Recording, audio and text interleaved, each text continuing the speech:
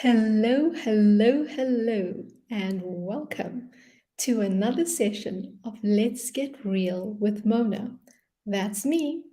To those of you who are new to me, well, the whole purpose of these sessions is to inspire you through teachings and stories of inspiration into action, to turn your dreams into reality, because that's it. You don't want to just receive information. You want to be inspired to go out and take the action that is required for you to turn your dreams into reality. Now, well, with all the things going on in the world, there's still just so much uncertainty. And that is why the theme for this month, July, is all about stillness. Just so much is happening in the world, and it's been going on for a while now. It's not something new, but I'm sure we're all feeling the impact of this because we are on the cusp of two worlds. We are on this line between the two worlds. So much is changing. We're on the cusp of this huge change and revelations that's going to come through to us. So we sit at this point where everything's coming to the surface, the good and the bad, mind you. And it becomes a bit difficult with so much of noise to know what is true for us. Because remember, there's so much out there, but we have to be able to know what is true for us. Now, one of the ways to know what is right for us is through the practice of stillness. But here's the thing. The question I'd love for you to ponder today is, what forms of stillness leave you most refreshed? Because it's not about just doing something. It's about knowing how it impacts you, how you feel at the end of it. It's not all about just doing something. Now, have you noticed that sometimes, even though you practice a form of stillness, you don't feel refreshed? You feel that there's still something wrong? You feel drained? You don't feel any closer to feeling peaceful or calm or happy or even having the solutions that you were looking for, or even finding a way through the negative situation that you may be in. Now, I've been in that place. You see, I thought that maybe I was doing the practice wrong. Maybe I was doing it incorrectly. I thought, okay, maybe there's something wrong with me. I was wondering what's going on. You see, because behind it, I was so focused on achieving a result, a tangible result from my practice of stillness, that I forgot to be in flow and actually enjoy the process of stillness. Now, yes, this is a critical element to enjoy the practice of stillness, because everything boils down to us enjoying life, enjoying every single moment of it. So even the practice of stillness became something that I was trying to get these results. And how many of you know what I'm talking about? Right? You see, because we become so task-oriented. We become so task-oriented with things that even if it is supposed to be a practice that expands us, we can make it constrict us just by the way we engage with it. Now, how's that landing with you so far? Because I know that some of this is ringing a bell for you. Because even though you may have been practicing meditation, for example, you may be feeling that you're still not getting that sense of clarity. You're still not experiencing that calmness within you. You may be still worrying about something. Now, all those are okay as well, but we judge what it is that we're doing.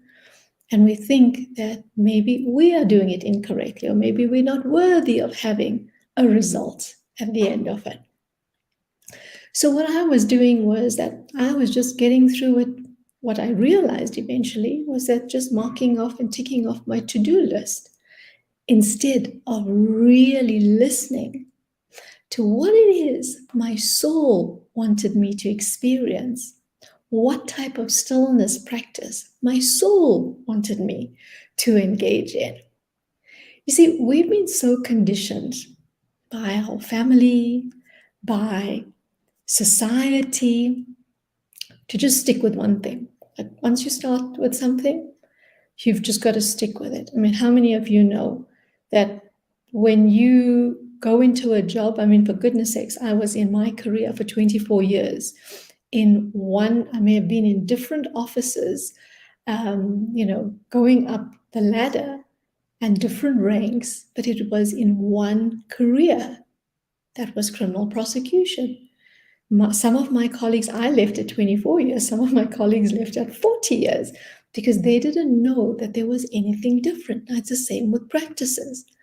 We become so stuck on just doing one thing over and over and over and over, and in a certain way that we don't even pay attention to the fact that there could be something better and more beneficial for us.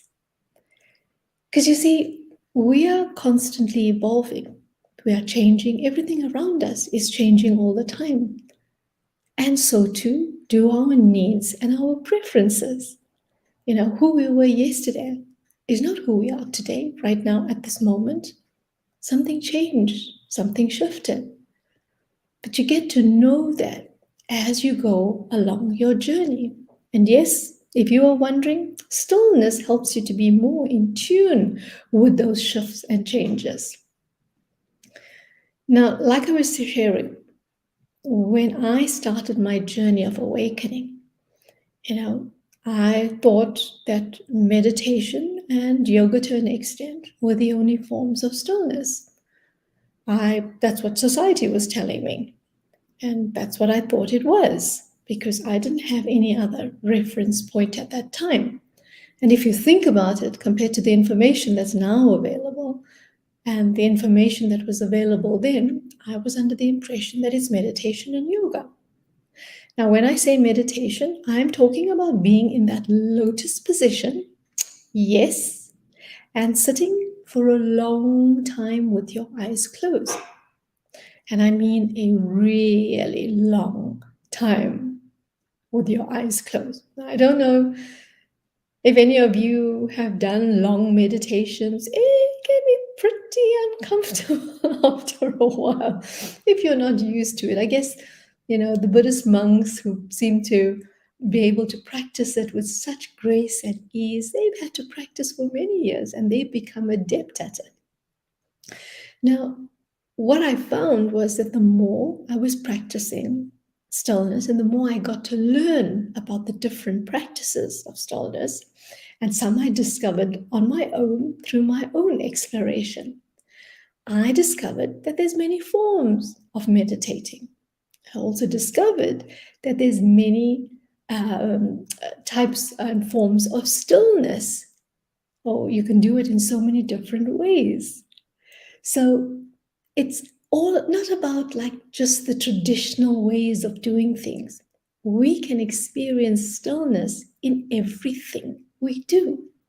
Because you see, it's all about paying attention to what suits you at any given moment. There's no longer this one size fits all, that we all have to sit there and we all have to just be in this lotus position and meditating. It works at certain times, and then at other times it doesn't work, because it's all about what's going on with you at that time. Now, some of the traditional forms, right, is what you've all been aware of. Many of you have been aware of meditation. Right? There's yoga. There's qigong. There's tai chi. There's journaling. There's breath work. Now, these type of practices generally, and I'm talking about the traditional way, you've got to be, in a specific space. You've got to be generally in a quiet space. You've got to be able to interact very minimally with the outside world. But here's what I found, right? Like I shared, sometimes the greatest interaction, the greatest experience is when we are around other things, when we are around other people, when we are not just sitting in our caves. Because for too long, I loved sitting in the cave. And when I say in a cave, I just love being in my Zen space all alone and just being in that blissful state. And it serves us up to a point. It really does. But that's not interacting with life. Because in this day and age, life is happening. So we've got to be able to work with that flow and be able to use it to our benefit and not feel that we can only do a stillness practice when we are in this quiet cave-like environment, or we're in this meditation hall and it's in the perfect condition, because that's what really gets us stuck. We expect everything to be perfect, the conditions to be perfect before we actually go out and do something. How many of you know what I'm talking about? Because that's how we deal with life. And I'm still trying to figure out where this quote originates from. And maybe one of you can tell me, like, how we do anything is how we do everything. So if you're waiting for the perfect moment, nope, it's not going to happen. Now, I shared with you some of the traditional ways of practicing stillness. Now, if you're ready to go to your next level of abundance, here's some other forms that you can consider. Now, you may have heard of some of these and maybe you haven't. You may have practiced some of these and maybe you haven't. Hiking, and most especially hiking in nature, because, well, hiking generally, you are out in nature, but it can be anywhere. It can be in the forest, it can be up a mountain, it can be on the beach with beautiful waves coming along. It can be anywhere that you get closer to Mother Nature. Now, you may be wondering, like, seriously, if I'm hiking, how am I still? Well, you can be, because when you are out in nature, that's the perfect place to be, to experience stillness. I mean, if there's no chattering going on, and if you just sit still and you listen, well, you get to connect with Mother Nature. Some other forms are swimming. Yes, swimming, because it's just you and the water. And you become one with the flow of water. Now, did you know cooking is also a practice of stillness? That is why when I cook, I don't like anybody talking to me. I feel disrupted, because for me, cooking is a sacred practice.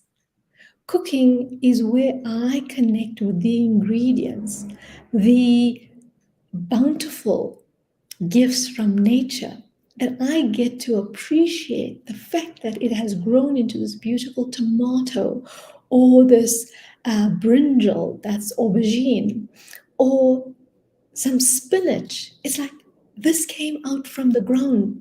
It's either in my backyard or on somebody else's backyard or their farm. Because that's the beauty of when you're cooking. You want to be in this magical space. Now, for some, gardening, where they just go into this Zen-like space and they are interacting with their plants and their flowers. Others, through painting, where you allow your soul to flow through your hands and let it express itself on this beautiful canvas. Can you feel that? And it doesn't matter whether you're just starting off or, you're advanced at painting. It's just about you expressing your soul's desire onto the paper. It's what your soul wants to communicate on, on the canvas. Now, through photography, you find the beauty of the world through the lens of your camera. And it doesn't matter what your camera is, right? You get into that space and you capture the most beautiful sights that you share with others. Now, the Japanese floral arrangement process of ikebana. Well, my husband and I practiced that in May earlier this year. And that was just so amazing. It was softening into beauty. I didn't even know the shifts that would occur in me and through me just by being in that space, interacting with the flowers, interacting with the different components. You really had to be still to listen to what the flowers were saying to me, you know, because if I wasn't listening, I would be interacting and putting my flower in a different way. Now, you've heard of these, sitting and watching a sunrise or a sunset, experiencing that magical, creation that exists all around us. Till this day, I am in awe of a sunrise and a sunset, and stars too, and the moon. I guess all of the cosmic celestial bodies out there. It's just so awe-inspiring. Now, have you ever thought about sailing, where you allow the wind to guide you on the open seas? Yes, you're all there on your own, or maybe a few other people. But when you're able to just allow yourself to be in that space, the next one is riding a horse. Yes, you have to be very centered. You have to be serene. You have to trust and surrender. Otherwise, you're going to freak that horse out, and then that horse is going to go galloping off. But it's that experience of connecting with another being. And horses are very high vibrational. So it's the perfect interaction to have if you want to experience a different level of stillness, a different level of stillness, and a different stillness practice. Another form of practicing stillness is soul dancing. Yes, with or without music. Because what happens is that you remember who you are. It's really beneficial if there's no music and you just flow to what it is and the way it is that your soul wants you to move. It's actually quite enjoyable. Now, meditating with your eyes open. Now, this tests your focus. This tests your concentration. And a really great way to experience this is people watching. Because you see, you can sit there and it really is a meditative state when you watch, but you don't just watch to judge, you watch to be inspired. Now, that's the difference when you're people watching. Okay? Now, these are some of my favorite ones. Eating, but eating in silence. Have you ever tried it? Oh, this is just amazing. Where you have your whole 3-course meal in absolute silence. It is mind-blowing how you connect with the food, how you connect to the pleasure of eating.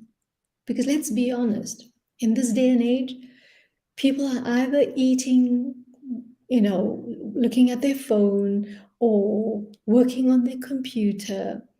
But how often do we actually eat and are present with our food? And one of the nicest ways to do that, like I said, is total silence. not talking to anyone, not interacting with anything else but your food, each mouthful.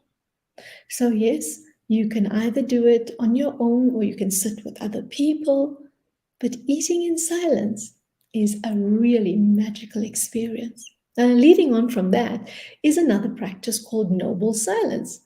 Well, this is a Buddhist practice where there's no form of communication for a certain period of time. And I remember when Vis and I went to the Buddhist retreat in Ikopo here in KwaZulu-Natal, from I think it's after the meditation practice in the evening till the following morning around breakfast, there is no communication. There's no gestures, no body language, or gestures or movement or anything, no writing notes, nothing. It is respecting your space and respecting another person's space. Now, this is such an easy way. You can start practicing it even for 5 minutes a day or 10 minutes a day. Because what you actually want to do through this is you want to hear the stillness. Yes, you want to be so still that you can hear the stillness around you. Yeah, that becomes magical. Now, when you do the right stillness practice for you at any given moment, you do feel alive and refreshed. You see, nothing's supposed to bog us down. And when we feel alive and refreshed, it means we are present. And when we are present, our heart expands. And when our heart expands, well, then we are receptive to higher wisdom and guidance, which directs us towards our abundance. We end up taking the right steps. We make the best decisions. And that's how we create our abundant lives and live our abundant lives. You see, every time our heart expands, our heart can only expand when we get to that point of stillness. It's like that 0 point frequency of nature. So, however, you can connect with that in whatever way that feels soothing to you, then do that. Because it's not what the masters say is the only practice.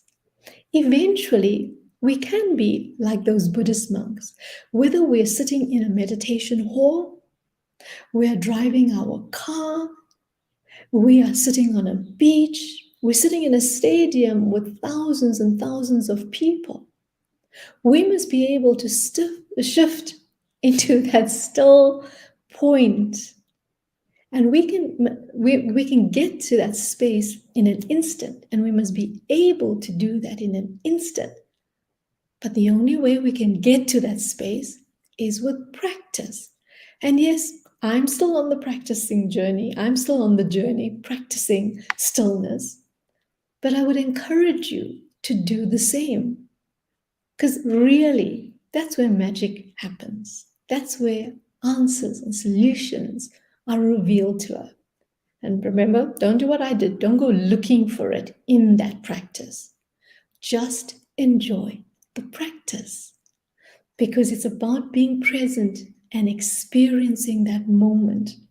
So whether you love just walking on the beach, holding the hands of your loved ones, and you're just enjoying the environment you are in, the beautiful sound of the waves crashing on the shore, or you love sitting in a meditation hall for an hour or two, or a couple hours per day, whatever it is that allows you to just soften into the heart.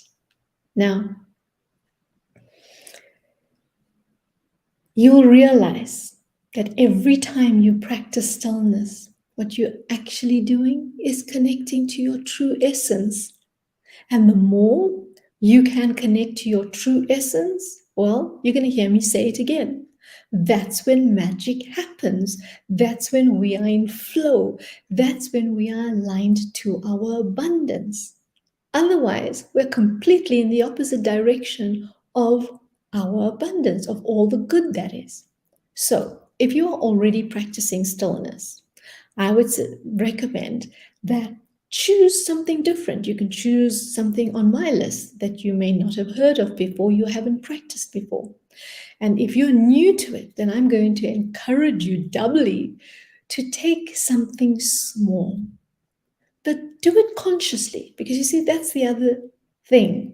That's the other principle of any practice. Do it consciously because you know it's about expanding who you are so you can align to all your good. And it's not about what's happening in that present moment, how quickly your good and your abundance can come to you, but it's knowing that every little act we take that expands us, that connects us to our true essence, our abundance will show up along the way. And it's trusting and surrendering to that truth. So let me know what it is you're going to be doing to amp up your stillness practice. Yes, I said amp up because it's time for a new level of you to emerge. It's time for a new level and a new frequency for all of us to step into. So, what are you going to do? Are you going to repeat the same results you've had for the last 6 months or the last year or the last 5 years? Or are you going to take a bolder step and do something different, more magical, to bring you into alignment with your abundance? I'd love to hear from you. So let me know what resonated with you today. Let me know what you loved, what you are going to go out and you're going to do. If you're watching this on YouTube, give me a thumbs up. Let's hear what works and what's been working for you and what you're going to do next. I look forward to your comments and your feedback. Until next time, ciao for now.